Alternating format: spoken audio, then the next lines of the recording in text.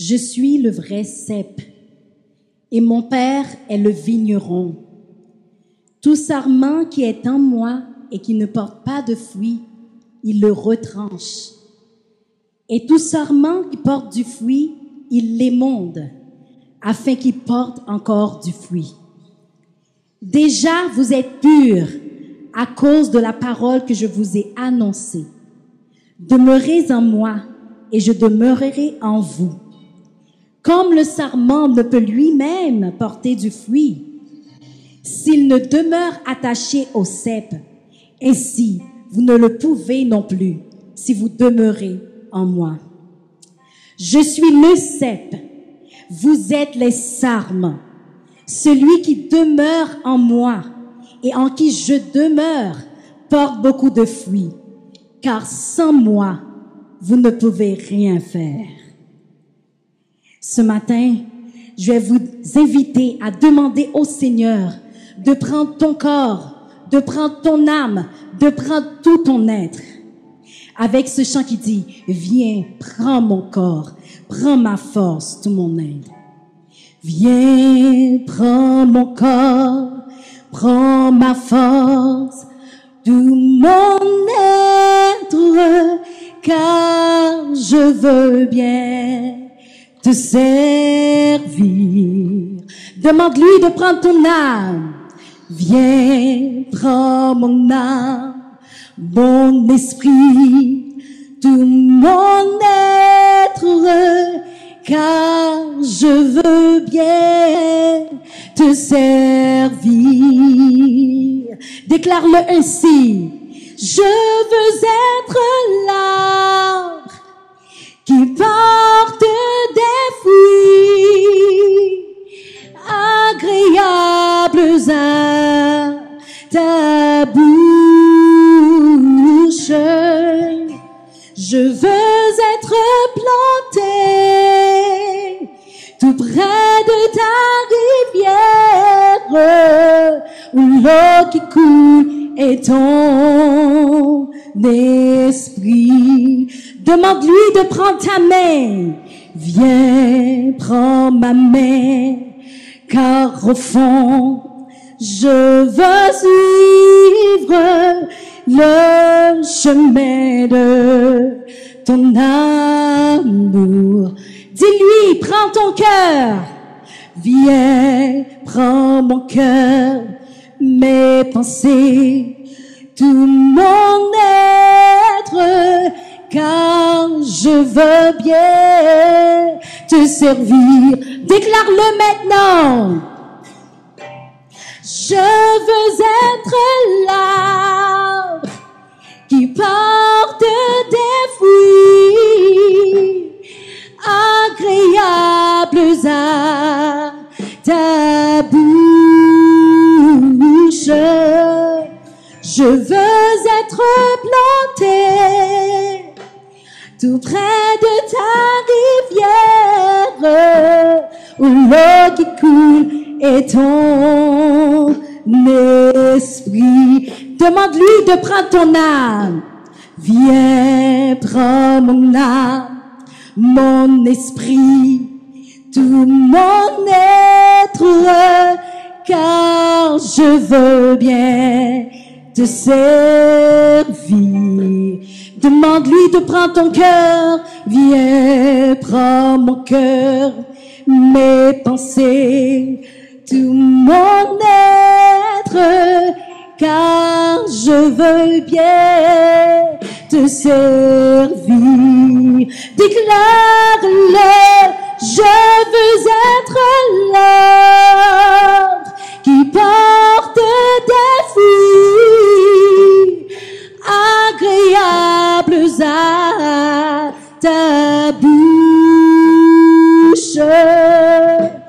Je veux être planté au bord de la rivière où l'eau qui coule est ton esprit. Chante avec moi. Je veux être l'arbre qui porte des fruits agréables ta bouche. Je veux être planté tout près de ta rivière, où l'eau qui coule est ton esprit. Encore une fois, je veux être l'arbre, je veux être l'arbre qui porte des fruits agréables à ta bouche. Je veux être planté tout près de ta rivière, où l'eau qui coule est ton esprit.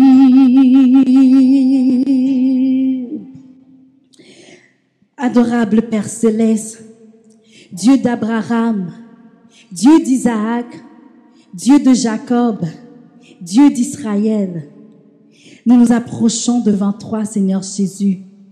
Toi qui es le Dieu des dieux, le Seigneur des seigneurs, le Dieu tout-puissant, le Dieu qui est assis sur son trône et qui a le contrôle de tout ce qui se passe sur cette terre. Seigneur Dieu, nous nous courbons devant ta face bénie. Nous nous courbons devant ta majesté. Nous t'exaltons, nous t'adorons, nous te louerons pour le grand Dieu que tu es. Seigneur, ce matin, nous voulons te remercier pour ton amour. Nous voulons te remercier pour ta grâce, ton amour parfait. Ton amour parfait, Seigneur Jésus, au point que tu as envoyé ton Fils unique pour porter le fardeau de nos péchés. Merci, Seigneur, pour ce sacrifice. Merci pour tout ce que tu as fait dans nos vies. Merci pour la protection que tu nous donnes.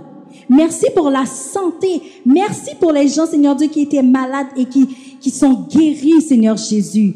Ce matin, nous voulons remettre, Seigneur Jésus, toute notre adoration entre tes mains, Seigneur Jésus. Reçois notre adoration, Seigneur Jésus. Prends le contrôle de tout ce qui va se faire, Seigneur Jésus. Tous les chants qui vont être chantés, les lectures qui vont être faites, Seigneur Jésus. Permets que tout le monde, Seigneur Jésus, qui nous écoute via Internet, soit béni. Sois béni, sois béni dans le nom de Jésus-Christ, dans le nom de ton Fils Jésus-Christ qui nous a appris à prier en ces termes.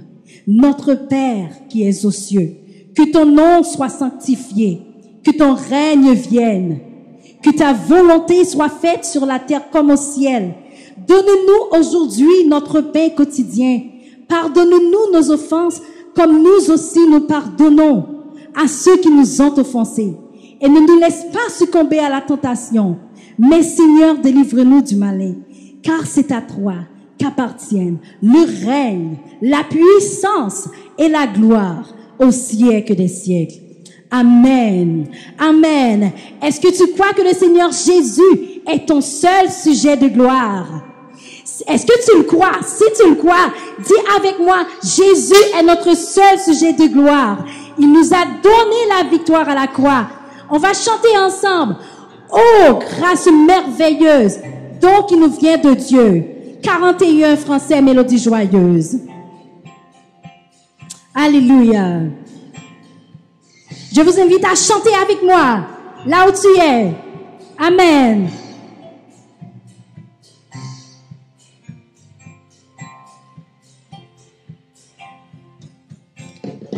Oh, grâce merveilleuse,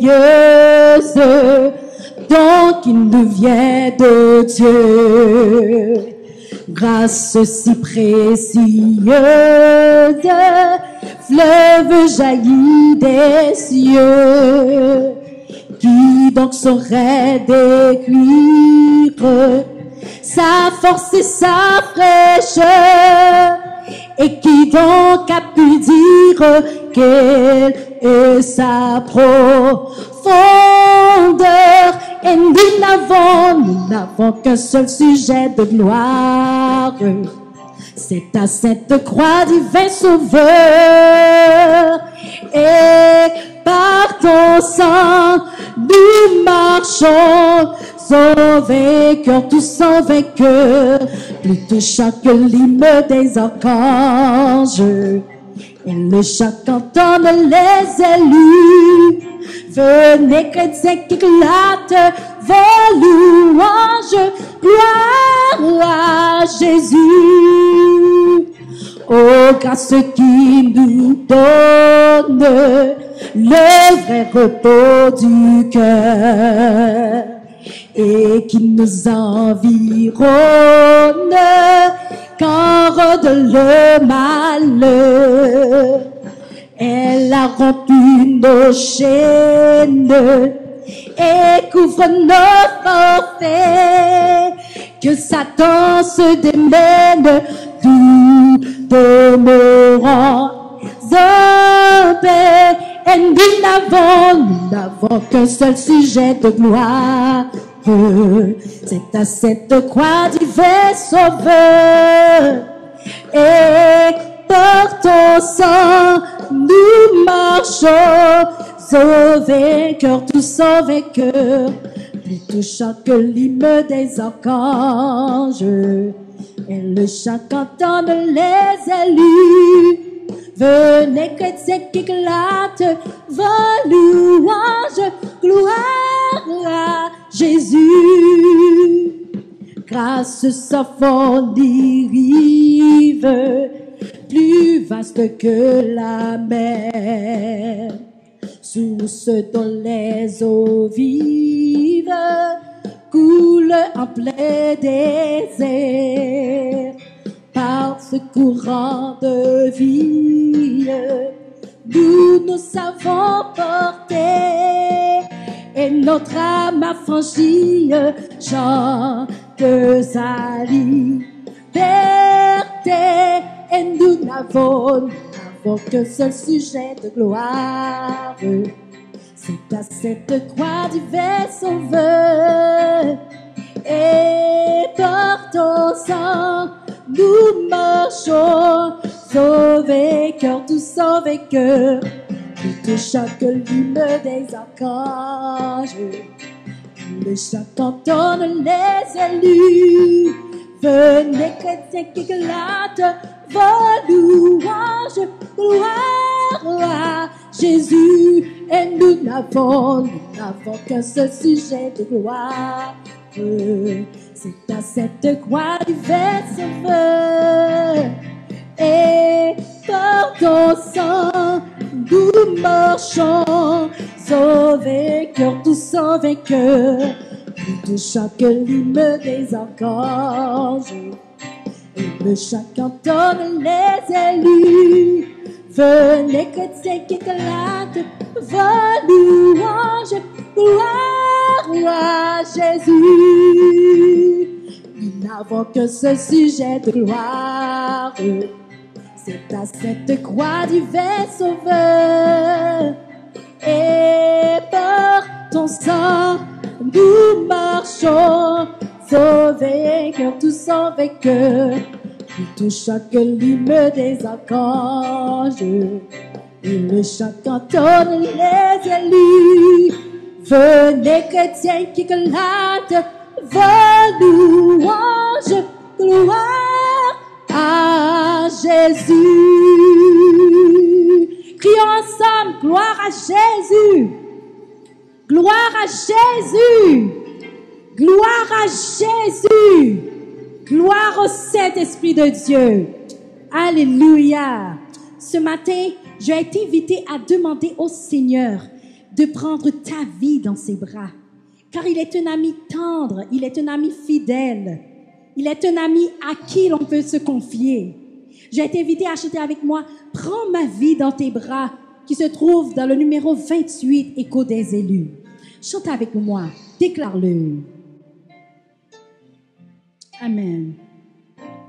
Prends ma vie dans tes bras, Seigneur.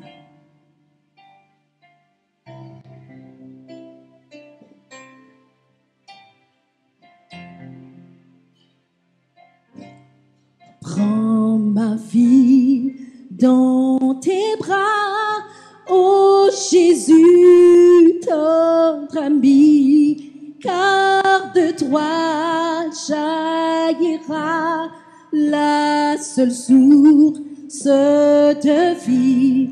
Porte Porte-moi dans ma foi quand ton amour sera.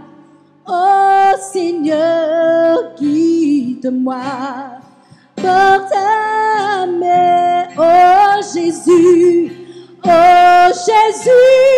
tendre ami, mon fidèle soutien, éternel, infini, roi divin. Porte-moi, Seigneur, porte-moi dans ma foi, dans ton amour, tiens-moi, oh Seigneur, guide-moi par ta main. Si parfois j'ai troublé, égaré et confus, des tourments et douleurs qui assaillent mon cœur, tu demeures avec moi, car tu m'aimes, Jésus. Grâce à toi, je triomphe, sans peur, criant, oh Jésus, tendre ami, mon fidèle soutien, éternel, infini, roi divin. Porte-moi, Seigneur, porte-moi dans ma foi, dans ton amour, dis-moi, oh Seigneur, guide-moi par ta main.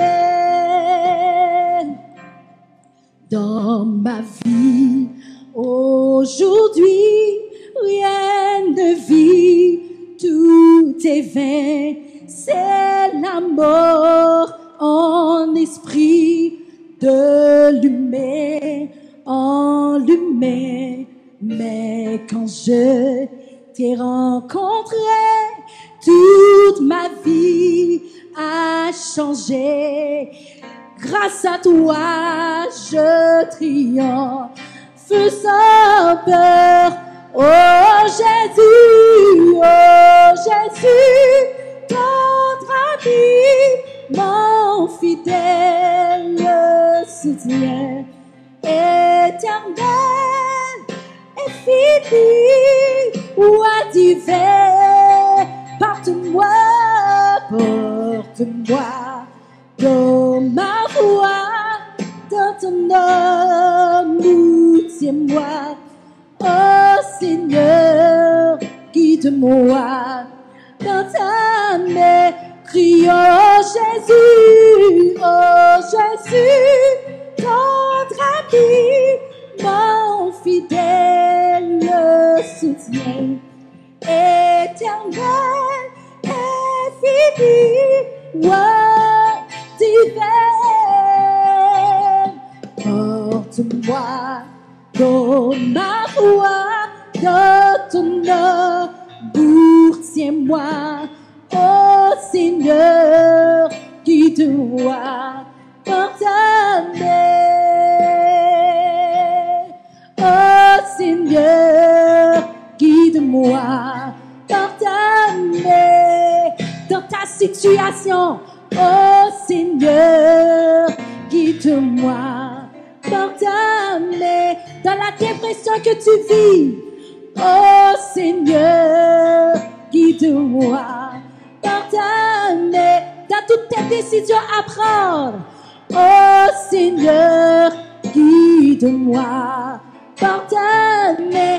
Dans ma marche avec toi, Seigneur, oh Seigneur, guide-moi par ta main. Alléluia, alléluia. Merci Seigneur, merci Jésus. Dans la situation que tu vis présentement, on a besoin plus d'assurance, on a besoin plus de confiance en Dieu. Je vous invite à réciter ce psaume avec moi. Je sais que c'est un texte que vous connaissez, mais je vous invite à le dire comme une prière. Le psaume 23 qui dit « L'Éternel est mon berger. Je ne manquerai de rien. Il me fait reposer dans de verts pâturages. Il me dirige près des eaux paisibles. Il restaure mon âme. Il me conduit dans les sentiers de la justice à cause de son nom. Quand je marche dans la vallée de l'ombre et de la mort, je ne crains aucun mal, car tu es avec moi. Ta roulette et ton bâton me rassurent. Tu dresses devant moi une table en face de mes adversaires. Tu induis ma tête et ma coupe déborde. Oui, le bonheur et la grâce m'accompagneront tous les jours de ma vie, et j'habiterai dans la maison de l'Éternel jusqu'à la fin de mes jours. Je vais vous inviter à dire le dernier verset avec moi. Oui, le bonheur et la grâce m'accompagneront tous les jours de ma vie, et j'habiterai dans la maison de l'Éternel jusqu'à la fin de mes jours. Amen. Amen. Est-ce que vous croyez que le Seigneur Jésus, il est ton fidèle? Il est fidèle, il est ton fidèle berger. Est-ce que vous le croyez? Si vous le croyez, je vais vous inviter à chanter et à prier avec moi. Seigneur Jésus, nous approchons encore une fois devant ta face bénie. Merci Seigneur pour ta grâce. Merci Seigneur pour toutes tes bénédictions envers nous, Seigneur Jésus. Seigneur Dieu, les bienfaits, Seigneur Dieu, que tu as envers nous, que tu as fait envers nous, Seigneur Dieu, on ne peut plus les compter, tellement qu'ils sont nombreux. Seigneur Jésus, merci pour ton amour, Seigneur Jésus. En ce moment, il y a des gens, Seigneur Dieu, qui sont malades. Je te demande, Seigneur Dieu, de poser ta main sur eux, Seigneur Jésus, ta main guérissante. Je te demande, Seigneur Jésus, de protéger les gens, Seigneur Jésus, qui vont travailler, Seigneur Dieu, qui ont une peur, Seigneur Dieu, dans leur cœur, Seigneur Jésus. Je te demande, Seigneur Dieu, de fortifier leur foi, Seigneur Dieu, de leur donner plus d'assurance en toi, Seigneur Jésus. Car tu nous as promis, Seigneur Dieu, que tu ne laisseras jamais tomber, que tu seras avec nous tous les jours de notre vie jusqu'à la fin du monde, Seigneur Jésus. Seigneur, tu es notre berger. Rien n'est impossible à toi en ce moment. Il y a des gens, Seigneur Dieu, qui ont perdu leur travail, Seigneur Jésus. Seigneur, ils sont dans la dépression. Seigneur Jésus, je te demande, Seigneur Dieu, de leur fortifier, Seigneur Jésus. Seigneur, fortifie-les, Seigneur Dieu, en ce moment, dans leur santé mentale, dans leur santé physique, Seigneur Dieu. Fais grâce, Seigneur Jésus, car tu es notre Yahweh, car ta parole éclaire notre sentier. Fais-nous grâce, Seigneur Jésus. Fais-nous grâce, Seigneur Jésus. Au nom de Jésus, nous t'en prions. Je vais vous inviter à chanter avec moi. L'Éternel est mon berger. De rien, je ne manquerai. Alléluia. Est-ce que vous êtes prêts? Est-ce que vous êtes prêts à adorer le Seigneur avec moi? Là où tu es, je t'invite à te mettre debout. Si tu es assis, mets-toi debout. Si tu es malade, prends force et mets-toi debout. Danse devant le Seigneur comme David avait dansé devant l'Éternel. Est-ce que tu es prêt? Alléluia. Yes, il est notre berger. Alléluia.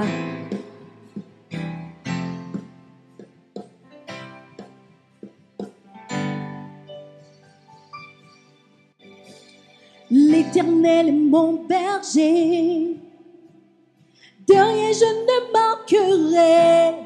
Oh mon âme, chante mon âme, pas à pas il me conduit, au bord des eaux calmes je le suis. Oh mon âme, chante mon âme, oui toujours le bonheur et la grâce m'accompagneront devant sa face, dans sa présence, tellement de joie, tellement de joie. Et tant qu'il se trouve auprès de moi, aucun mal, mon âme, tu ne craindras. Et dans son temple, je reviendrai, je reviendrai. Et si je traverse encore la vallée de l'ombre de la mort, oh mon âme, chante mon âme. Puisqu'il m'aime le premier, non, rien ne pourra me séparer de son amour, de son amour. Chante avec moi. Oui, toujours le bonheur et la grâce m'accompagneront devant sa face. Dans sa présence, tellement de joie, tellement de joie. Et tant qu'il se trouve auprès de moi, aucun mal, mon âme, tu ne craindras. Et dans son temple, je reviendrai, je reviendrai. Yahweh, Yahweh, Yahweh, tu fais briller sur moi ton soleil. Yahweh, Yahweh, ta lumière chasse au loin mes ténèbres. Yahweh, Yahweh, ta parole éclaire mon sentier. Yahweh, Yahweh, Yahweh. Écoute ça. Bientôt il viendra me chercher et dans sa maison j'habiterai. Oh mon âme, chante mon âme, sans cesse jusqu'à son retour. Mon âme chante son amour tous les jours, tous les jours. Oui, toujours le bonheur et la grâce m'accompagneront devant sa face. Dans sa présence, tellement de joie, tellement de joie. Déclare-le maintenant. Et tant qu'il se trouve auprès de moi, aucun mal, mon âme, tu ne craindras. Et dans son temple, je reviendrai, je reviendrai. Chantons Yahweh, Yahweh, Yahweh, tu fais briller sur moi ton soleil. Yahweh, Yahweh, ta lumière chasse au loin mes ténèbres. Yahweh, Yahweh, ta parole éclaire mon sentier. Yahweh, Yahweh, Yahweh. Bon sauveur, berger fidèle, garde-nous par ton amour et de ta main paternelle nous conduise chaque jour. Béni sois-tu, tendre maître, Jésus, nous sommes à toi seul nous voulons être. Béni sois-tu notre roi, toi qui nous reçus par grâce, bien que faibles et pécheurs, par ta puissance efficace, purifie encore nos cœurs. Béni sois-tu, tendre maître, Jésus, nous sommes à toi seul nous voulons être. Béni sois-tu notre roi. Seigneur, nous voulons te plaire, t'obéir, garde ta foi. Oh, pour cela dernier faire, que nous vivions par la foi. Béni sois-tu, tendre maître, Jésus, nous sommes à toi seul nous voulons être. béni sois-tu notre. Chante avec moi. Béni sois-tu, tendre maître. Jésus, nous sommes à toi. À toi seul nous voulons être. Béni sois-tu notre roi. Béni sois-tu, tendre maître. Jésus, nous sommes à toi. À toi seul nous voulons être. Béni sois-tu notre roi. Toute bagaille déjà bien. Toute bagaille déjà bien. Parce que Jésus, t'as sous trône. Toute bagaille déjà bien. Toute bagaille déjà bien. Toute bagaille déjà bien. Toute bagaille déjà bien. Toute bagaille déjà bien. Au nom de Jésus, toute bagaille déjà bien. Parce que Jésus, t'as sous trône. Toute bagaille déjà bien. Toute bagaille déjà bien. Toute bagaille déjà bien. Tout problème yo résout. Tout problème yo résout. Au nom de Jésus, tout problème yo résout. Parce que Jésus, t'as sous trône. Tout problème yo résout. Tout problème yo résout. Tout problème yo résout. Toute maladie yo guérit. Toute maladie yo guérit. Au nom de Jésus, toute maladie yo guérit. Parce que Jésus, t'as tout trône. Toute maladie yo guérit. Toute maladie yo guérit. Toute maladie, dansez avec, toute maladie guérie, toute maladie guérie. Au nom de Jésus, toute maladie guérie. Parce que Jésus, t'as sous trône. Toute maladie guérie, toute maladie guérie, toute maladie guérie. Toute bagarre déjà bien, toute bagarre déjà bien.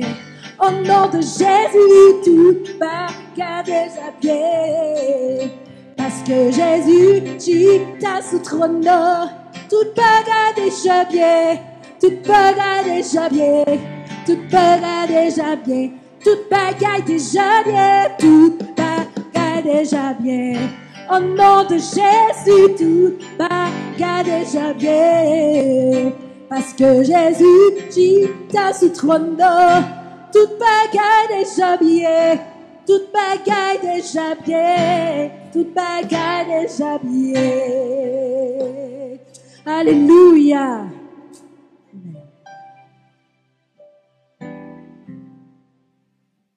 Merci de savoir que tu es en contrôle, même lorsque les choses ont l'air impossibles pour nous de comprendre. Merci parce que tu es sur ton trône et tu règnes. En ce moment, nous te prions pour notre Église. Tout d'abord, nous demandons pardon pour nos fautes, pardon pour nos manquements, pardon pour toutes les choses pensées ou dites, Seigneur Dieu, mon Père Céleste, qui ne t'ont pas fait plaisir. Dans nos actions, dans nos façons d'être avec les gens qui nous entourent, nous voulons te demander pardon.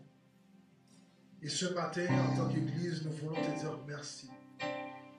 Nous voulons pleurer avec les gens qui souffrent, Seigneur Dieu, ce matin, qui ont probablement des moments difficiles, Seigneur Dieu. Va les réconforter. Ceux qui pleurent la mort de l'être cher, Seigneur Dieu, va les fortifier.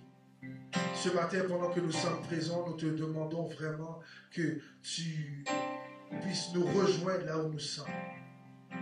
Nous remettons notre Église dans son grand complet. Nous remettons l'Église universelle. Ce matin, nous prions pour les gouvernements de nos pays qui nous entourent, Seigneur Dieu. Donne-les l'intelligence, Seigneur Dieu, mon Père Céleste, de pouvoir prendre les bonnes décisions. Seigneur Dieu, puisque tu es le médecin par excellence, opère tes miracles. Et donne un vaccin, Seigneur Dieu, donne l'intelligence où tu le veux, au moment que tu le veux. Seigneur Dieu, nous te disons merci pour tous ceux et celles qui, jour après jour, se lèvent et dans les services essentiels qui traversent, ceux qui sont à la maison, et dans Dieu, Père Céleste, que tu as protégé, que tu as gardé. Bénis ton Église. bénis-nous et fais de nous vraiment des servantes, des serviteurs qui te proclament, même dans cette pandémie, que nos voix soient ouvertes, que nos cœurs soient ouverts, que nos bouches puissent publier ta grandeur parmi les gens qui nous entourent. Merci pour ce que tu fais. Bénis ton Église. Sois avec nous. Toutes ces choses, nous te les prions. Non parce que nous sommes dit, mais au nom de ton Fils Jésus, qui vit, qui est celui qui est venu pour le pardon de nos péchés, qui vit dès maintenant et pour toute l'éternité. Amen. Alors bonjour, peuple de Dieu, bon dimanche à tous, que le Seigneur vous bénisse là où vous êtes. Nous continuons à prier pour vous, à vous remettre dans les mains du Seigneur et nous prions que la grâce de Dieu vous accompagne là où vous êtes. Ça va faire maintenant probablement environ 12 semaines que nous sommes confinés à la maison. Pour certains d'entre nous qui sont dans les services essentiels, je prends le temps encore une fois de vous dire merci. Merci pour les heures supplémentaires, l'exposition que vous faites à cette pandémie, à ce virus tous les jours, ceux qui doivent aller travailler. Merci pour tout ce que vous faites, que le Seigneur vous fortifie. Nous prions la protection de Dieu sur vos vies, sur vos familles.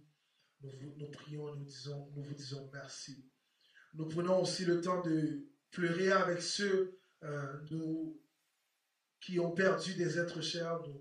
Nous vous envoyons nos condoléances où nous sommes, du pasteur de l'Église, de toute l'Église entière. Nous prions avec vous, nous prions que Dieu vous fortifie dans ces moments difficiles et nous réalisons que ce n'est pas des moments faciles.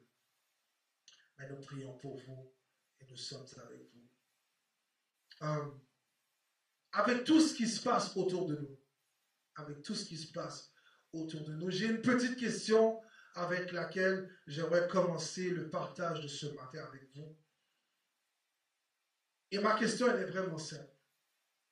Qu'avez-vous appris de cette pandémie? Qu'avez-vous appris de cette pandémie? Et j'attends vos réponses. Qu'avez-vous appris de cette pandémie? J'attends vos réponses.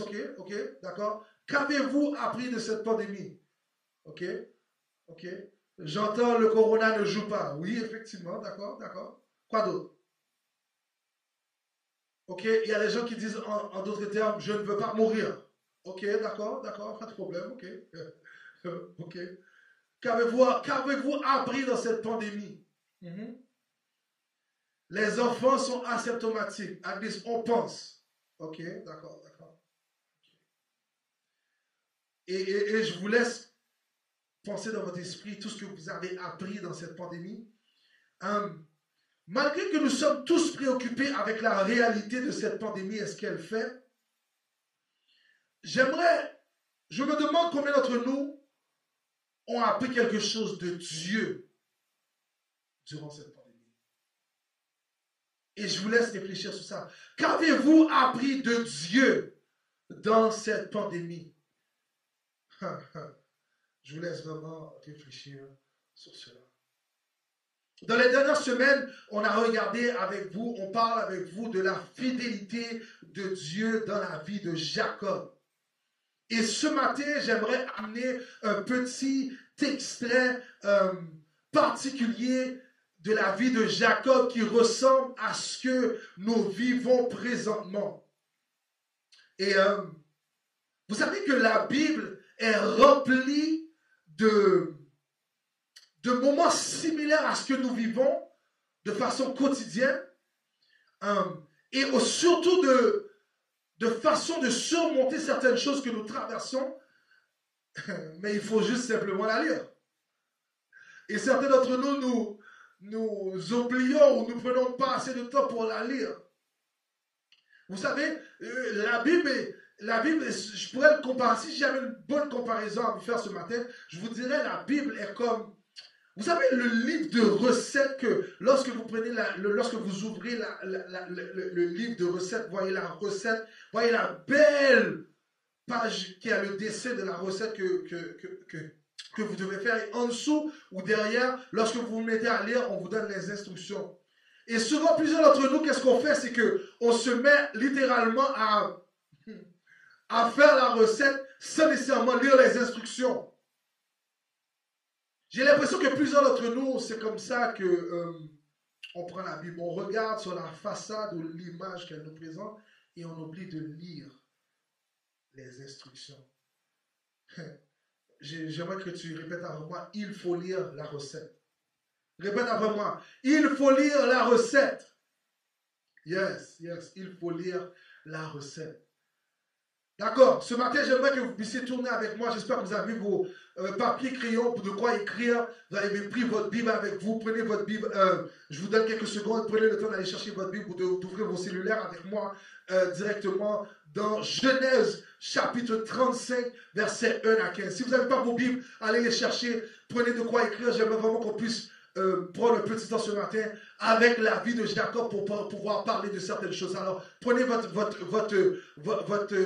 quoi écrire et votre Bible et ouvrez-la dans Genèse qui est le premier livre de la Bible. Yes, verset 1er à 15, on va lire ensemble à la gloire de Dieu. Il n'y aura pas de texte, suivez avec moi, c'est important que vous puissiez suivre avec moi tout le long. Alors, Genèse 35, verset 1 à 15 qui dit, Dieu dit à Jacob, lève-toi, monte à Bethel et demeure-y. Là, tu dresseras un autel au Dieu qui t'a paru lorsque tu fuyais Ésaü, ton frère. Jacob dit à sa maison et à tous ceux qui étaient avec lui, ôtez les dieux étrangers qui sont au milieu de vous. Purifiez-vous et changez de vêtements. Nous nous lèverons et nous monterons à Bethel. Là, je dresserai un autel au Dieu qui m'a exaucé dans le jour de ma détresse et qui a été avec moi pendant le voyage que j'ai fait. Ils donnèrent à Jacob tous les dieux étrangers qui étaient entre leurs mains et les anneaux qui étaient à leurs oreilles. Jacob les enfouit sur le térubin et qui est près de Sichem. Ensuite, ils partirent. La terreur de Dieu se répandit sur les villes qui les entouraient et l'on ne poursuivit point les fils de Jacob. Jacob arriva, lui et tous ceux qui étaient avec lui, à Luz, qui est Bethel, dans le pays de Canaan. Il bâtit là un autel et il appela le lieu El Bethel, car c'est là que Dieu s'était révélé à lui lorsqu'il fuyait son frère. Déborah, nourrice de Rebecca, mourut et elle fut enterrée au-dessus de Bethel, sous le chêne auquel on a donné le nom de chêne des pleurs. Dieu apparut encore à Jacob après son retour de Padaram et le bénit. Dieu lui dit, ton nom est Jacob, tu ne seras plus appelé Jacob, mais ton nom sera Israël. Et il lui donna le nom d'Israël. Dieu lui dit, je suis le Dieu Tout-Puissant. Sois fécond et multiplie. Une nation et une multitude de nations naîtront de toi, et des rois sortiront de tes reins. Je te donnerai le pays que j'ai donné à Abraham et à Isaac. Je te donnerai ce pays et je donnerai ce pays à ta postérité après toi. Dieu s'éleva au-dessus de lui, dans le lieu où il lui avait parlé, et Jacob dressa un monument dans le lieu où Dieu lui avait parlé. Un monument de pierre, sur lequel il fit une libation et versa de l'huile. Jacob donna le nom de Bethel au lieu où Dieu lui avait parlé. Parole du Seigneur. Et vous savez, j'aime toujours mettre un peu le texte en contexte. Et ce matin, c'est ce que j'aimerais faire avec vous de Genèse 35. On sait dans les dernières semaines que Jacob a travaillé combien d'années pour Rebecca? On a dit 20 ans. Jacob a travaillé 20 ans pour Laban, son beau-père, pour obtenir la femme qu'il aimait tant, qui était Rebecca. C'est seulement dans les 6 dernières années que Jacob a donné à Laban qu'il a commencé à se créer un certain atout pour lui-même pendant qu'il remplissait le rôle qu'il avait pour Laban, dans son rôle de paître les troupeaux pour Laban. Et là, finalement, Dieu va lui dire, lève-toi et pars de chez Laban. Et là, maintenant, il va se diriger vers Sichem, une ville cananéenne. Et c'est là qu'il va s'installer avec ses enfants. Et on va lire un peu avant le chapitre 34, au chapitre 35. Ça nous explique qu'une des filles de Laban est en train de sortir pour aller dans la ville et se fait violer par le fils du gouverneur de la ville de Sichem. Et là maintenant, quand la fille de Jacob se fait violer par le fils du gouverneur, les deux des frères de la fille de Jacob vont vouloir la venger et vont orchestrer toute une séquence pour venger leur soeur et tuer tous les gens de la ville de Sichem. Et là maintenant, Jacob se retrouve avec ses deux fils qui viennent d'éliminer toute la ville au complet pour venger leur petite sœur. Et Jacob se trouve dans une situation un peu inconfortable. Encore une autre situation inconfortable. Et j'imagine Jacob, c'est le parent qui essaie de trouver une place après toutes ces années ces 20 ans de travailler sans cesse pour quelqu'un d'autre, qui essaie de se trouver une place juste pour pouvoir permettre à ses enfants de grandir et de se reposer. Et voici une autre situation qui se présente. Et là, Jacob fait face à ses deux fils en leur disant, mais dans quoi vous m'avez mis? Et là, c'est là qu'on va se trouver au chapitre 37, le verset 1er, où est-ce que Dieu va dire? Dieu dit à Jacob, au verset 1er, lève-toi, monte à Bethel et demeure-y. Là, tu dresseras un autel au Dieu qui t'a apparu lorsque tu priais Ésaü, ton frère. Dieu va dire dans un sens à Jacob, retourne à Bethel. Retourne à Bethel. Retourne au lieu qui t'est familier, au lieu où est-ce que je t'ai fait la promesse, avec toutes les nouvelles habitudes ou les nouvelles choses que tu as développées dans ton chemin ou dans ce que tu as traversé. Je vous ai demandé un peu plus tôt, qu'est-ce que vous avez appris dans cette pandémie? Qu'avez-vous appris de vous, de Dieu, ou de façon générale dans cette pandémie? Et moi, personnellement, dans ma perception, j'ai compris, il y a beaucoup de choses que j'ai appris. Une des choses que j'ai le plus compris dans la pandémie, c'est ma perception, surtout de Dieu, dans cette pandémie. Ma perception de Dieu dans cette pandémie. Dieu est un Dieu tout-puissant. Un Dieu tout-puissant. Il est le seul capable d'autoriser une pandémie qui peut mettre le monde entier sur pause. Le seul. On peut penser à toutes sortes de choses qui sont arrivées, et je vous l'ai déjà dit dans le passé, je vous le redis encore. C'est qu'on peut penser à toutes sortes de choses qui sont arrivées, mais une des choses que j'ai compris, c'est que Dieu seul est le seul capable d'autoriser une pandémie qui non seulement n'a pas éliminé tous les gens de la terre, parce que normalement, une pandémie qui n'est pas en contrôle peut faire en sorte que tout le monde soit éliminé. Hein? On s'entend. Mais il est le seul capable d'autoriser une pandémie qui peut mettre sur pause le monde entier. Et comme je dis, une des choses qui a changé pour moi, c'est ma perception.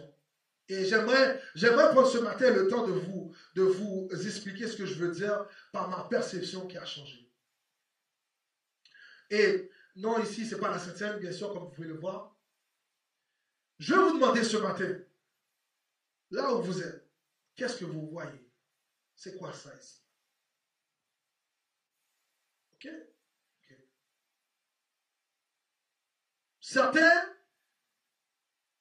Certains vont regarder ce verre, et peut-être que vous avez déjà vu cet exemple, mais je voulais vous amener quelque part par rapport à la perception de ça ici. Ça veut dire que certains d'entre vous m'ont dit que vous voyez que ça c'est un verre, on voit qu'on voit un verre en plastique, d'accord, avec de l'eau. Certaines personnes, en regardant ce verre, vont dire que le verre est à moitié vide. Certains d'entre vous vont dire qu'il est à moitié plein. Et je vous mets en contexte. Si par exemple vous arrivez chez moi et vous dites ça, j'aimerais, est-ce que tu as un peu d'eau à me donner?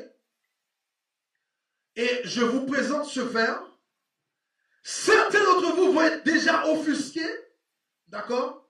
Parce que, premièrement, j'ai pris un verre en plastique pour vous donner, d'accord? Vous allez déjà être offusqués du verre en plastique, mais le fait qu'il n'y a pas de sous-couvert, yes, vous savez, le sous-couvert est important, hein? Là, il est présenté sur la table, mais le sous-couvert est important pour plusieurs d'entre nous. Mais des gens seront offusqués à cause de ce verre, parce qu'il est en plastique. Certains diront, il est à moitié vide. Maintenant, je vous pose la question. Si vous étiez en train de vous étouffer et que vous auriez besoin de l'eau et que je vous présente ce même verre qui pourrait sauver votre vie, est-ce que vous l'auriez regardé de la même façon? Probablement pas. Vous serez juste content que je vous ai amené un peu d'eau pour pouvoir vous soutenir.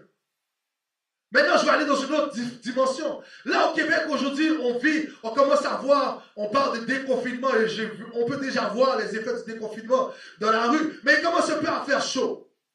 Mais imaginez-vous que vous arrivez chez moi et maintenant vous avez extrêmement chaud.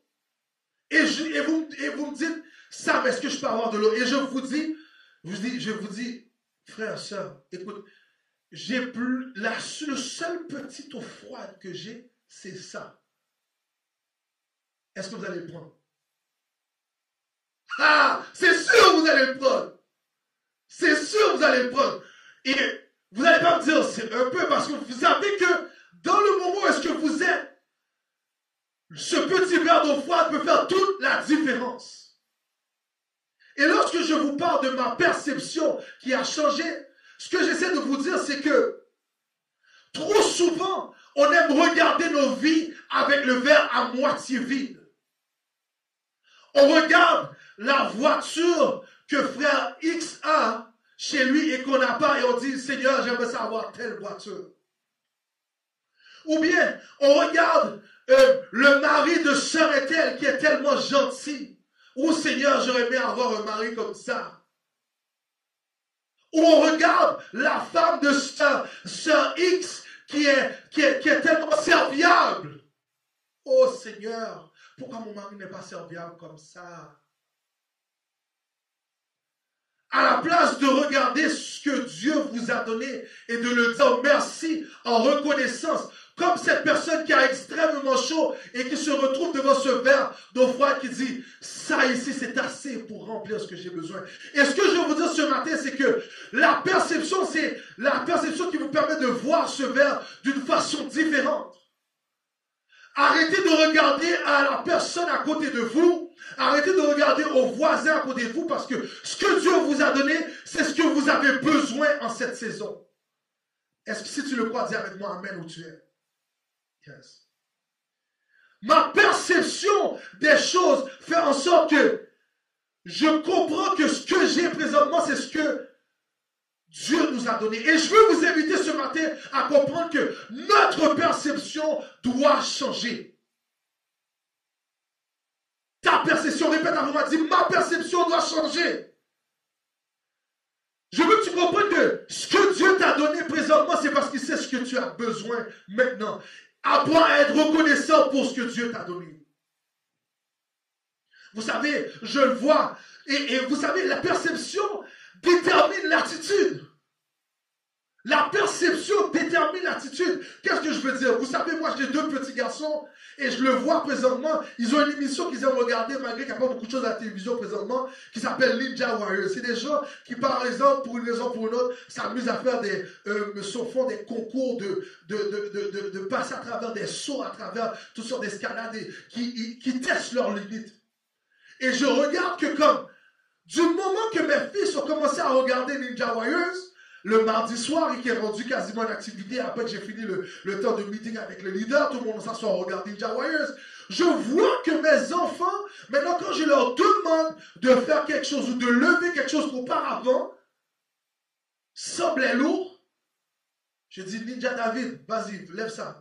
Et puis, il semble avoir une force en lui parce que maintenant, le fait il s'est habitué à regarder des gens, il a une perception par rapport au fait qu'il est capable, parce qu'il voit des gens qui sont capables, ça détermine son attitude. Maintenant, la chose qui avait l'air un peu lourde pour lui, maintenant devient une habitude, il a plus de force pour accomplir la tâche. Parce que sa perception est différente. Quand tu commences à voir les choses avec le verre à moitié plein, ton attitude de reconnaissance a changé. Tu es comme cette personne qui avait extrêmement chaud et que maintenant, ce demi-verre d'eau froide, bien glacée, t'a donné une autre force pour pouvoir continuer. Et c'est ce matin, le retour de Jacob à Bethel, dans Genèse 35, m'a beaucoup fait penser au déconfinement que nous sommes présentement en train de vivre. Pour Jacob, c'était un retour à la normale. C'était un retour à essayer de reprendre, à retourner à une place qu'il avait déjà connaissance, mais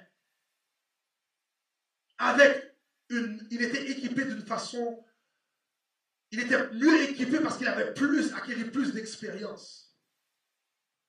Et j'ai compris quelque chose en méditant dans ce texte, c'est que pour Jacob, retourner à Bethel, ce n'était pas juste retourner à la normale, mais c'était retourner au nouveau normal.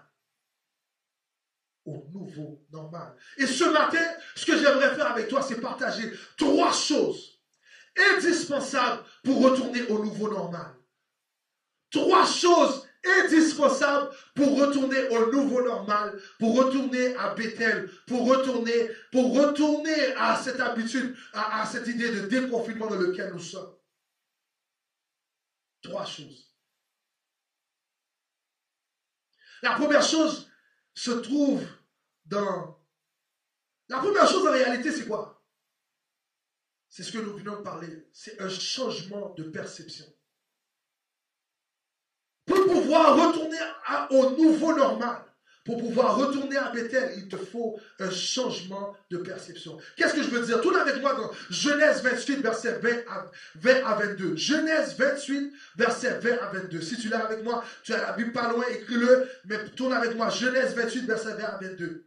Jacob fit un vœu en disant, si Dieu est avec moi et me garde pendant ce voyage que je fais, s'il me donne du pain à manger et des habits pour me vêtir, et si je retourne en paix à la maison de mon père, alors l'Éternel sera mon Dieu.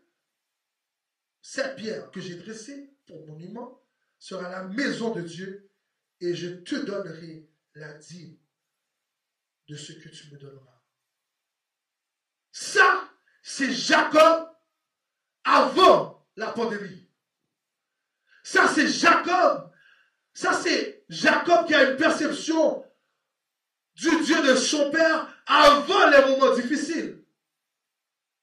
Genèse 28 nous ramène à Jacob qui vient juste d'échapper Ésaü et qui arrive et qui entend la voix de Dieu dans la promesse et Dieu va lui dire, voici ce qui va t'arriver. Et là, Jacob va dire, si Dieu me donne à manger, si Dieu fait des provisions pour moi, si Dieu me donne de quoi me vêtir, l'Éternel sera mon Dieu.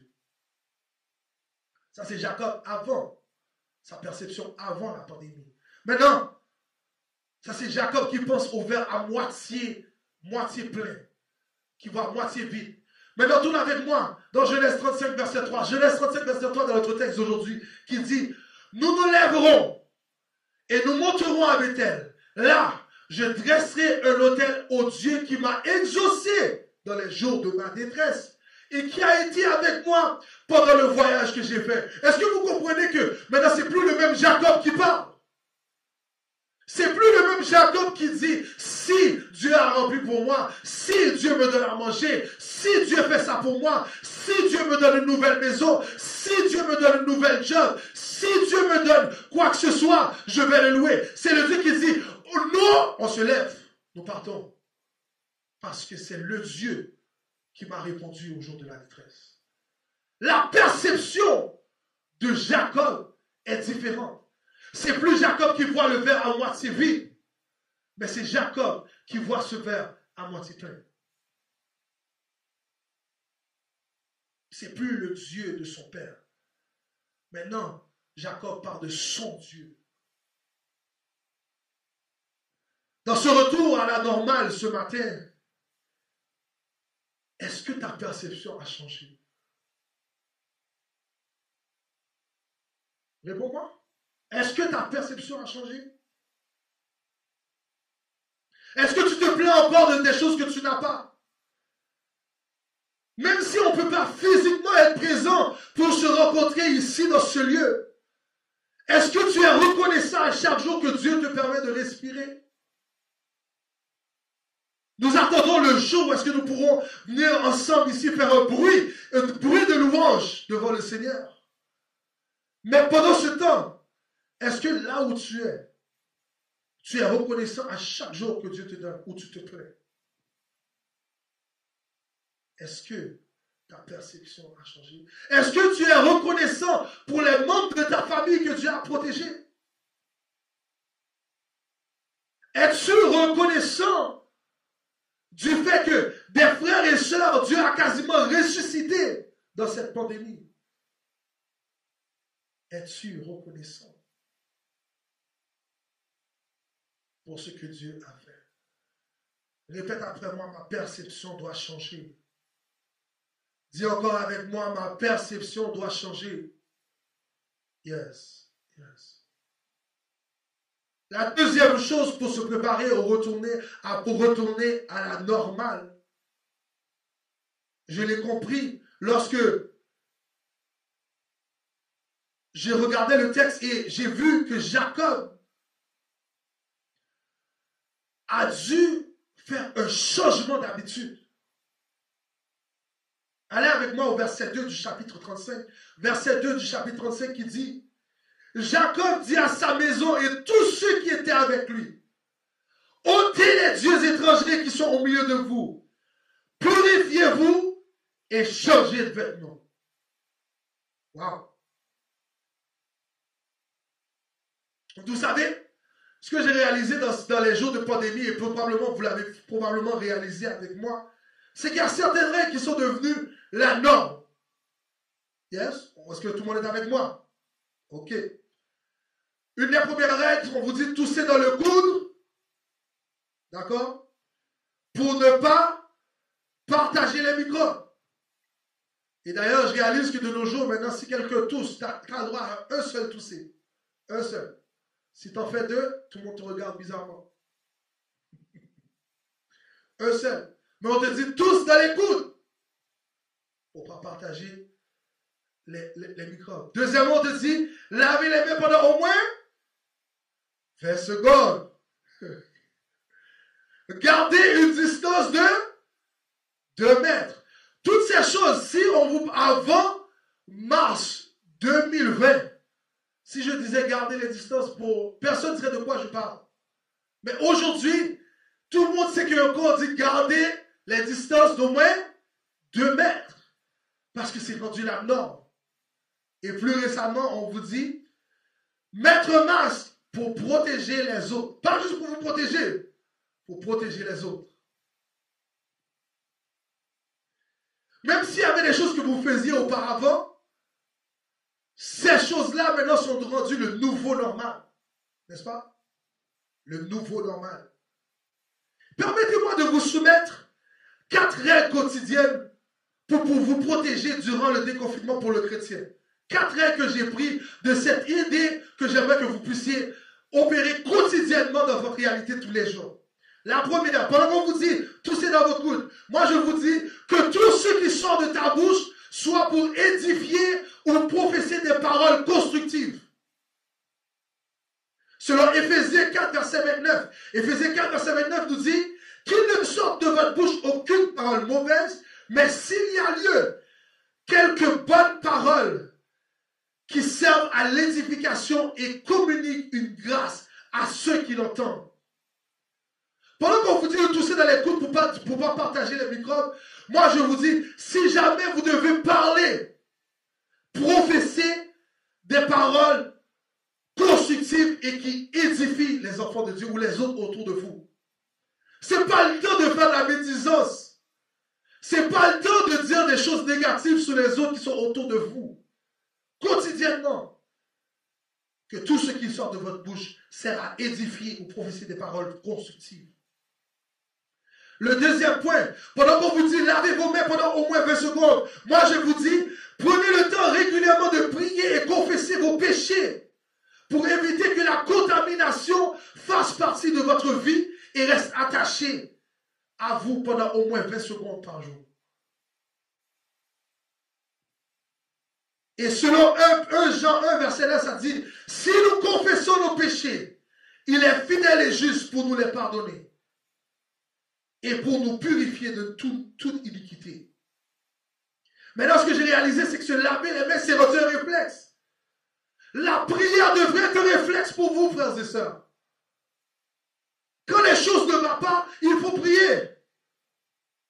Il faut apprendre à confesser nos péchés. Pendant que vous lavez vos mains, Seigneur, je te demande pardon. Pendant que je purifie mes mains, Seigneur, nettoie mes mains. Purifie-moi, Seigneur Dieu, pour que je sois une meilleure personne.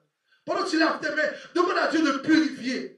Chaque fois que tu prends le temps de laver tes mains. Parce que lorsque ton cœur, lorsque tu as une place qui est propre pour le Seigneur, Dieu a plus de place pour faire quelque chose de nouveau avec toi.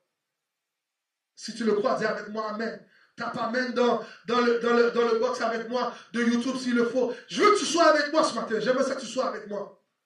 Yes, yes, yes. Troisième chose.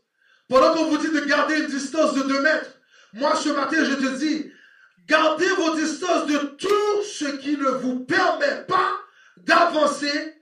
On pourrait contaminer ce que Dieu vous demande de faire.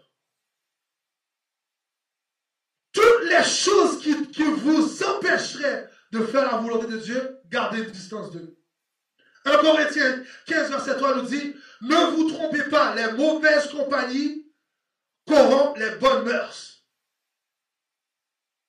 Dans cette pandémie, je crois que Dieu a été intentionnel de créer une certaine distance de certaines choses que nous étions attachés à.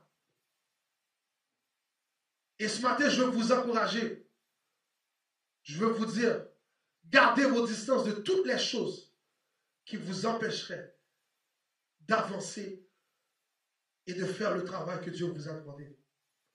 Et j'ajoute une petite chose. Attention aux distractions. Attention aux distractions. Quand on vous dit de garder 2 mètres là, j'ai réalisé pendant que j'étais au supermarché l'autre jour, je marche. Maintenant, il y a des gens qui prennent le 2 mètres très au sérieux. Et même moi, je le prends au sérieux. Depuis que quelqu'un commence à vous coller, vous commencez à regarder un peu bizarre, vous tournez, vous essayez de faire créer un peu plus d'espace autour de vous. Parce que garder les 2 mètres, c'est important. Mais des fois, peut-être que vous êtes dans une conversation et vous êtes distrait, et c'est ce que je réalise. Des fois, les distractions nous gardent ouverts et puis on oublie. On oublie le fait qu'on est en pandémie, on oublie qu'on doit garder une distance, on oublie, on laisse des choses venir nous amener loin de ce que nous devons faire. Et je vous donne un exemple qui m'est arrivé cette semaine. Pendant que je me préparais, et je parlais avec ma maman, et ma maman est venue, elle m'a dit, écoute, il y a une question de masque là. Tout le monde fait des masques, tout le monde fait des masques. Je dis, oh ouais, je sais, tout le monde fait des masques. Et en l'espace de quelques minutes, je me suis retrouvé en train de faire des masques. Parce que, comme certains d'entre vous le savent, j'aime ça. J'aime créer, j'aime être capable de pouvoir. Et je me suis mis en train de faire des masques.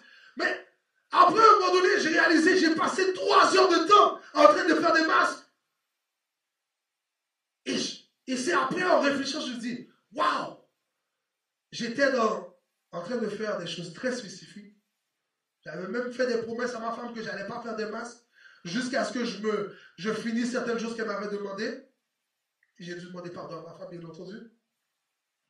Mais j'ai réalisé comment, en l'espace de quelques secondes, on peut oublier la distraction, faire en sorte que on peut oublier le but où est-ce qu'on s'en allait. On peut oublier où est-ce que Dieu nous a demandé, ce que Dieu nous a demandé de faire avec quelque chose de très simple. Parce que la bonne personne ou la bonne chose est venue et Facebook a une notification qu'on se préparait à prier.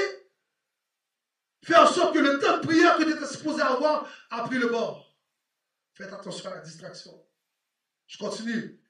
La quatrième chose, pendant qu'on vous dit de mettre un masque pour protéger les autres, moi je vous dis, enfilez le masque de l'amour, même lorsque les choses ne sont pas faciles. 1 Corinthiens 13 nous dit, en somme, 3 choses demeurent, la foi, l'espérance et l'amour. Mais la plus grande d'entre elles, c'est l'amour. Dans ces jours où le port de masque devient obligatoire, je crois que le chrétien doit enfiler le masque de l'amour pour être un témoignage vivant de ce que Dieu fait avec vous, avec quelqu'un qui en a besoin. N'ayez pas peur de prendre le téléphone, d'appeler quelqu'un dans le besoin, d'être l'amour pour vos voisins. Peut-être que vous avez un voisin qui est en difficulté. Vous êtes à la maison, vous avez du temps. Si vous êtes dans une tour de votre gazon, vous faites le tour de gazon pour cette personne-là aussi. Soyez le masque de l'amour, sans aucune attente. Parce que vous savez que Dieu, que la personne qui vous couvre, même avec le masque c'est quelque chose que vous avez créé de vos mains. Mais la personne qui vous offre la protection, c'est qui? C'est Jésus seul. C'est Dieu seul.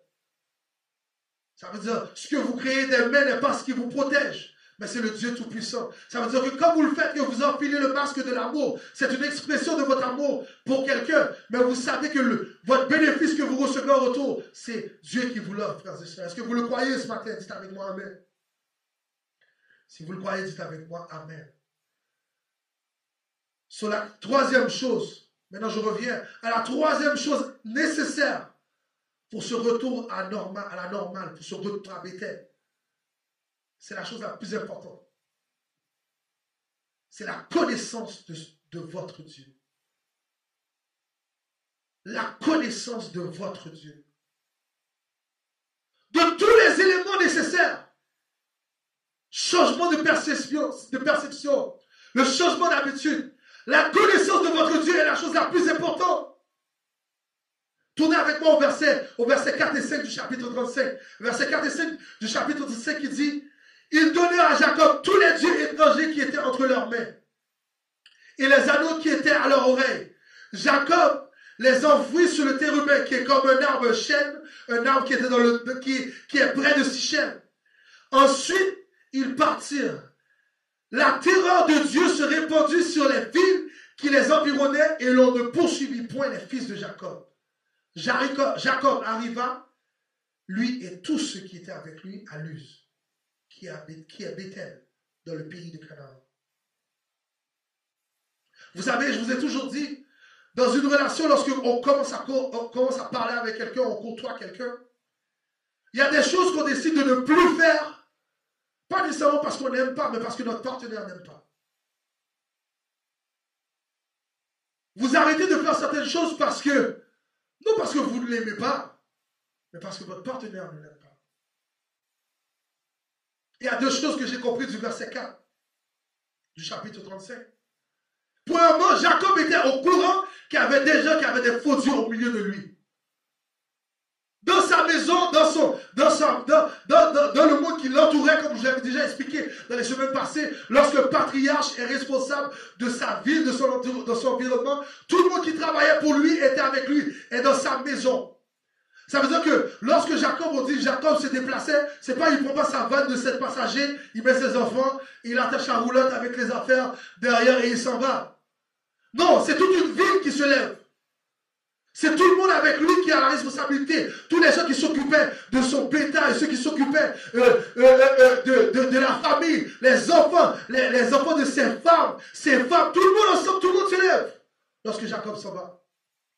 Et on vous dit que Jacob avait accumulé beaucoup de biens. Ça veut dire que lorsque Jacob se levait pas juste avec, comme je vous dis, avec son petit trailer, ça va de 7 passagers, il s'en va. Non, c'est toute une ville qui se lève et qui s'en va. Mais Jacob était au courant qu'il y avait des gens parmi lui, parmi les gens qui le suivaient, qui avaient des faux dieux. Qui avaient d'autres choses qui prenaient la place de Dieu, du vrai Dieu Tout-Puissant parmi eux. Et ce qu'il va leur dire, c'est, vous devez laisser tout ça de côté. Tu dois laisser ces choses de côté pour continuer. Tu dois laisser ces choses de côté pour continuer. Mais l'autre chose que j'ai compris, c'est que pour ne pas contaminer les autres, pour permettre à Jacob de pouvoir entrer dans sa nouvelle saison, il était nécessaire de prendre toutes ces choses-là et de les enfouir littéralement dans un coin, de les laisser loin, les enterrer en arrière. C'est pas juste de venir et de dire oui, je suis conscient qu'il y a des gens qui font des enfants qui sont pas ça et puis juste rester là en silence. Non, non, il les a pris, il les a enterrés en arrière. Parce que pour arriver à ta nouvelle saison, il y a des choses que tu ne peux pas trimballer avec toi. Il y a des choses qui ont plus d'importance dans ta vie que Dieu, que tu dois laisser derrière. Et ce matin, je peux te demander, qu'est-ce que Dieu te demande de laisser en arrière pour entrer dans la nouvelle saison? Pendant que nous apprêtons à déconfiner, à retourner à la normale, qu'est-ce que Dieu te demande de laisser en arrière? Qu'est-ce que Dieu te demande de laisser en arrière? D'enterrer en arrière. D'enterrer avant le 20 mars. D'enterrer avant la pandémie. D'enterrer avant tout ce qui vient de se passer pour pouvoir entrer dans la nouvelle dimension, dans la nouvelle saison qu'il a pour toi. Si tu le crois, dis Amen. Quand tu commences à connaître Dieu, j'ai réalisé une autre chose. Vous savez, Dieu regarde toujours ta réaction par rapport à ce qu'il t'a dit. Dieu regarde toujours ta réaction par rapport à ce qu'il t'a dit.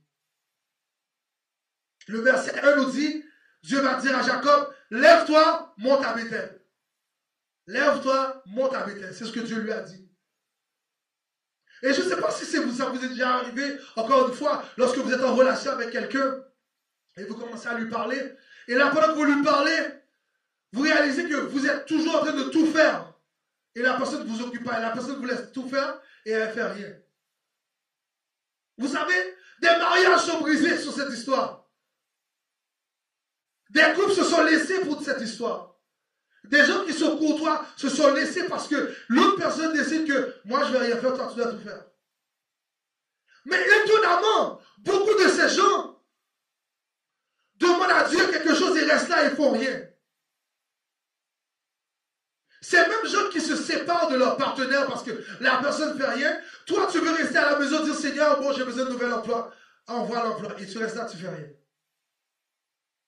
Seigneur, j'ai besoin de réussir dans l'examen. Tu restes là, tu n'étudies pas.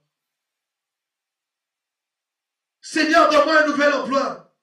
Tu ne fais pas de CV, tu n'appliques pas aucun travail. Toi, tu laisses des gens de côté, mais tu t'attends à ce que Dieu fasse tout pour toi. C'est pas comme ça que ça marche. Dieu regarde à ta réaction par rapport à ce qu'il t'a dit. Regardez au verset 5. Ça dit, ensuite ils partirent. La terreur de Dieu se répandit sur la ville, sur les villes qui les entouraient, et l'on ne poursuivit point les fils de Jacob. Dieu a donné le go. Jacob s'est levé. Après que Jacob soit levé, là Dieu est venu intervenir et puis a mis la pression sur tous les ennemis et sur tous les gens qui étaient autour de Jacob. Alors quand Dieu te donne le go, reste pas là à attendre. Si tu veux avoir l'emploi, tu ne peux pas rester là à attendre, à rien faire. Si tu ne veux pas dans cette nouvelle saison, Dieu te dit, Go, lève-toi, prends le temps d'apprendre, prends le temps de méditer, prends le temps de t'améliorer pour que lorsque le moment arrivera, Dieu va éparpiller tous tes ennemis. Dieu va mettre la terreur sur tous les gens qui voulaient te bloquer. Dieu va mettre les freins aux roues des professeurs qui veulent t'empêcher d'avancer. Mais Dieu attend ta réaction par rapport à ce qu'il t'a dit de faire. Quand tu te lèves, Dieu s'assurera que ton chemin est clair et que tes ennemis soient mis de côté. Aie peur. N'aie même pas l'audace de se lever pour venir t'arrêter. Parce qu'il est le Dieu Tout-Puissant. Frères et sœurs, 3 choses sont nécessaires pour le retour à la normale après un temps difficile. Pour rentrer dans le nouveau Bethel, pour rentrer dans la promesse que Dieu a pour vous, pour retourner à Bethel. Premièrement, le changement de perception, changement d'habitude et une meilleure connaissance de votre Dieu, de son Dieu. Et vous savez ce qui m'a vraiment impressionné lorsque je méditais dans le passage, c'est que sans le changement de perception, Jacob n'aurait jamais pu comprendre qu'est-ce que Bethel voulait représenter. Sans le changement de perception, Jacob n'aurait pu jamais comprendre ce que Bethel représentait. Est-ce que tu veux que je te le prouve? D'accord, pas de problème. Tu me dis, ça moi, ce que tu vois, ça, pas de problème, il n'y a pas de problème. Retourne avec moi dans verset 8. Verset 8. Verset 8, qu'est-ce que le verset 8 nous dit?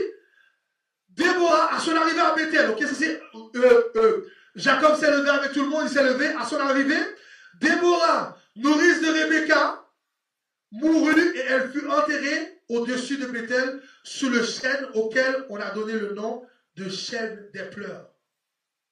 Ils ont pleuré. Ils ont pleuré. Rebecca est partie. Attends une minute. Maintenant, va, je t'ai dit, sans un changement de perception, Jacob n'aurait pu jamais comprendre Bethel. Va avec moi, verset 19. Verset 19. Rachel mourut. Oui. Rachel mourut et elle fut enterrée sur le chemin d'Ephrata qui est Bethléem. Rachel mourut. Attends une minute. Rachel là. Rachel pour qui Jacob a passé 20 ans de sa vie à travailler pour. Rachel pour qui il aimait tellement que rien ne pouvait séparer son homme. Il a travaillé 20 ans sueur de son propos. Rachel. Mais non, ça c'est la vallée de la mort. Bethel, c'est la vallée de la mort. Là, nous, plusieurs d'entre nous, c'est comme sur le droit, l'Éternel est mon berger. Je ne manquerai de rien. Quand je marche dans la vallée de... On aurait tout perdu. Dites-moi honnêtement, si vous êtes dans la peau de Jacob, est-ce que vous pouvez voir Bethel comme le verre à moitié plein ou à moitié vide? Soyons honnêtes. Soyons honnêtes. Quand Dieu nous a dit de partir, d'aller à Bethel, et le premier bonjour dans Bethel, Rebecca, la nourrice de Rebecca meurt. Après, la personne que vous aimez le plus meurt, mes amis, Seigneur Jésus. C'est la vallée de la mort. Et c'est là que j'ai compris que la perception de Jacob avait changé. Parce que Jacob comprenait que la bénédiction de Dieu était plus grande que juste l'amour qu'il avait pour Rebecca, sa femme. Jacob était capable de comprendre que Bethel était quelque chose d'autre. Et ce matin, je veux te dire que la pandémie, le moment, le déconfinement ne peut pas simplement dire que tout va être rose. Il va y avoir des moments difficiles. Mais si Dieu t'a dit lève-toi, lève-toi. Il a fait les provisions. Ta perception doit changer. Répète après moi, dis ma perception doit changer. Dis avec moi, ma perception doit changer. Alléluia. Le changement d'habitude est nécessaire pour vous protéger. Le changement d'habitude est nécessaire. Et c'est ce changement d'habitude-là que tout le monde avait, que les gens avaient qui suivaient Jacob, qui ont pu permettre, qu'ils ont bénéficié de la protection que Jacob avait. C'est grâce à ce changement d'habitude. C'est comme vous maintenant, comme on vous parle de vous laver les mains, de faire toutes ces choses-là. Ce changement d'habitude-là vous permet de pas avoir, de rester loin des possibilités d'être malade. Ce changement d'habitude que Jacob a fait avec lui et les gens qui l'entouraient les ont permis de pouvoir bénéficier de la protection qui était sur la vie de Jacob. Et surtout, avant tout ça, la connaissance de Dieu a permis à Jacob de voir ce qui semblait être une malédiction, de voir ce que tout le monde qui était autour de lui aurait pu considérer comme une malédiction, comme Bethel était une place de malédiction. La connaissance de son Dieu a permis à Jacob de voir que Bethel était une bénédiction complète. Bethel était une bénédiction complète. Tourne avec moi au verset 9 et 12 qui dit « Dieu apparut encore à Jacob après son retour à Padan-Aram et il le bénit. Dieu lui dit « Ton nom est Jacob. Tu ne seras plus appelé Jacob, mais ton nom sera Israël. » Et il lui donna le nom d'Israël. Dieu lui dit « Je suis le Dieu Tout-Puissant. Sois fécond et multiplie. Une nation et une multitude de nations naîtront de toi, et des rois sortiront de tes reins. Je te donnerai le pays que j'ai donné à Abraham et à Isaac, et je donnerai ce pays à ta postérité après toi. » À cause des changements que Jacob avait fait avec tous les gens avec tous les gens qui l'entouraient, tout le monde a pu bénéficier, a pu jouir de la bénédiction attachée à l'obéissance de Jacob.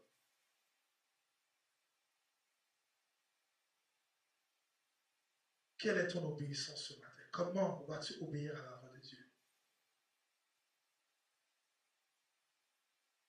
Et je te redemande cette question que je t'ai demandée au début du message.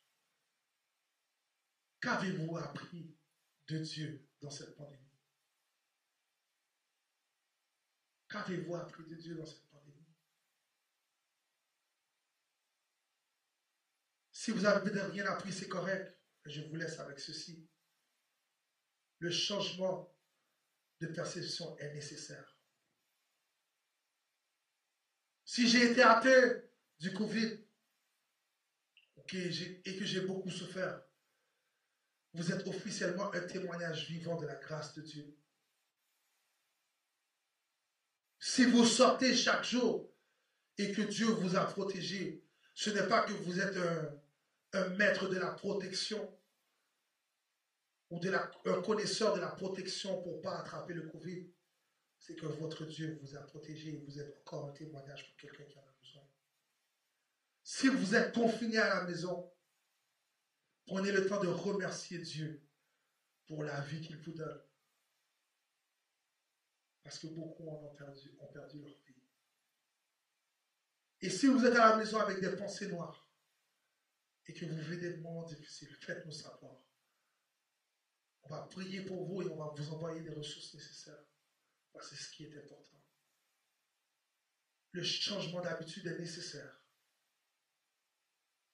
Que tout ce qui sort de votre bouche soit préédifié et prophétisé des paroles constructives. Pendant que vous vous lavez les mains, priez constamment et confessez vos péchés pour éviter que la confession, que la contamination fasse partie de votre vie.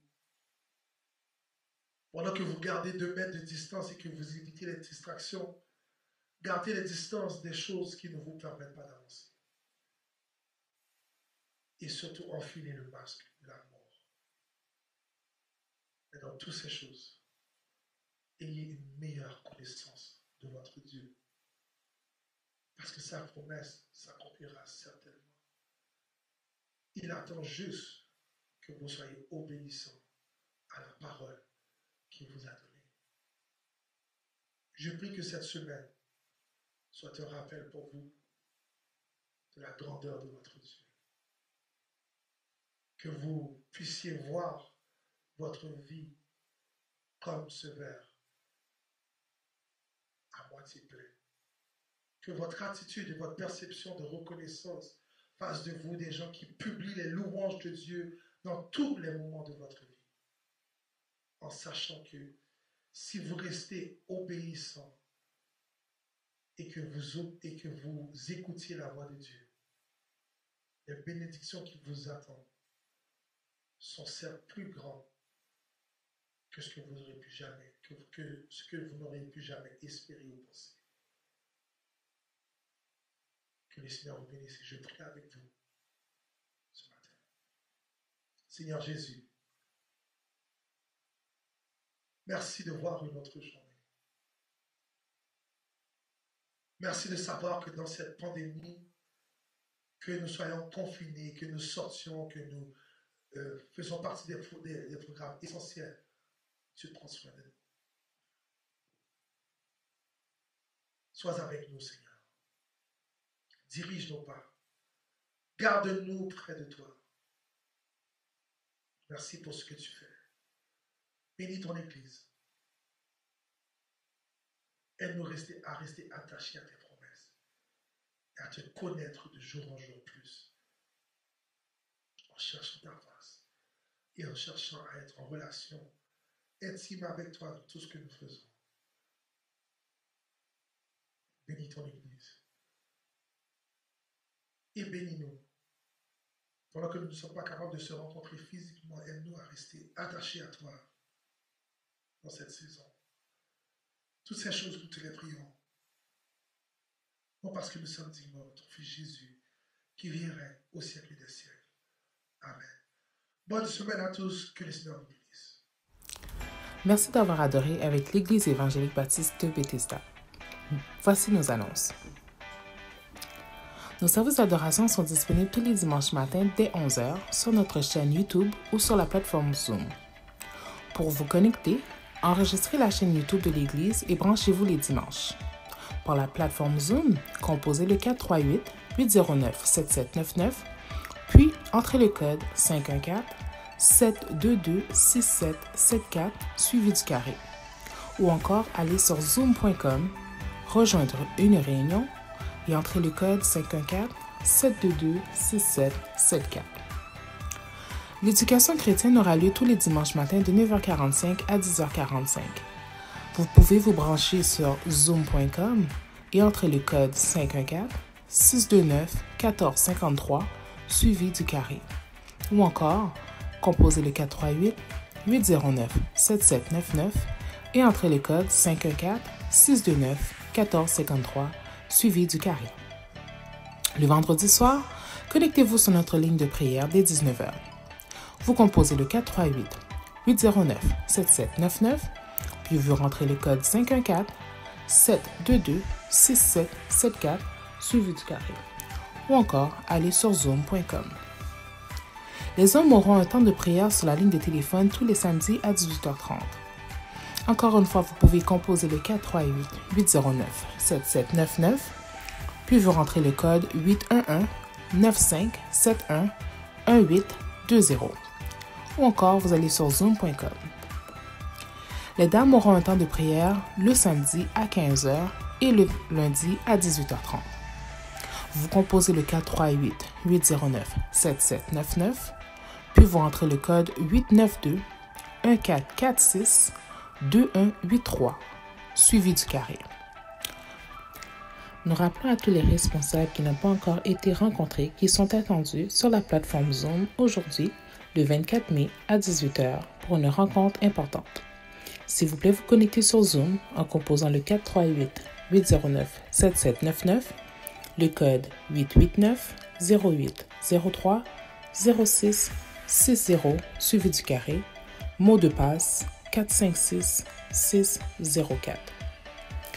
Dimanche le 31 mai, nous aurons une réunion d'affaires virtuelle pour tous les membres de l'Église à 18h30. Pour y assister, vous devrez obligatoirement vous identifier. S'il vous plaît, allez sur zoom.com. Entrez le code 816-0693-7883, le mot de passe 310520. Vous pouvez aussi vous connecter en appelant le 438-809-7799. Vous comprendrez qu'après 19h, la réunion sera verrouillée. Donc, plus personne ne pourra se joindre à ceci. Merci d'avance de votre collaboration et de votre compréhension. Action de grâce des chaînes de prière. Du 11 mai au 10 juin prochain, les chaînes de prière se réunissent à 5 h du matin, à 6 h du matin, à midi et à 21h30 pour prier. Le thème « Crier à Dieu jour et nuit », basé sur Luc 18, verset 7. La journée du 11 juin prochain, ils auront une journée complète d'action de grâce. De 8 h du matin à 14 h, vous êtes attendus pour prier avec eux. Et à 19 h, il y aura une soirée de louanges et d'action de grâce. Entre 14 h et 19 h, les chaînes de prière vous invitent à prendre une pause pour faire un dîner d'action de grâce en famille et d'offrir une gerbe de fleurs à l'Éternel selon vos moyens. Invitez des amis, soyez-y. Le numéro de téléphone pour rappeler, c'est le 514-317-7911 pour les chaînes de 5 h, 6 h, midi. Et pour 21h30, vous appelez au 514-437-0117. Donc à 5 h, 6 h et midi, vous faites le 514-317-7911. Et à 21h30, vous faites le 514-437-0117. Joignez-vous à nous pour prier. Afin de respecter les règles émises par nos gouvernements, nos rassemblements sont toujours suspendus. Nous vous informerons de notre plan de réouverture au moment opportun. Nous vous encourageons à honorer Dieu dans vos finances en semant dans le ministère de votre église locale, soit par virement bancaire à don.commercial-église-bethesda.ca ou par chèque à notre casier postal. Église évangélique baptiste Bethesda, case postale 144, succursale Saint-Michel, Montréal, Québec, H2A 3L9. Voici les diacres disponibles pour vous servir selon votre secteur résidentiel. Pointe-aux-Trembles, Rivière-des-Prairies, Montréal-Nord, Frère Abélard, Sœur Nice. Montréal-Centre, Villeray, Saint-Michel, Ahuntsic, Verdun, Frère Rousseau ou Sœur Carole. Saint-Léonard, Anjou, La Salle, Dollard-des-Ormeaux et toute la Rive-Sud, Frère Luxet et Sœur Marquise. Repentigny, Rive-Nord, Laval, Saint-Eustache, Terrebonne, Mascouche, Bois-des-Filions et les autres, Frères Sorel et Sœur Edline. Que le Seigneur vous bénisse tous et passez une très belle semaine.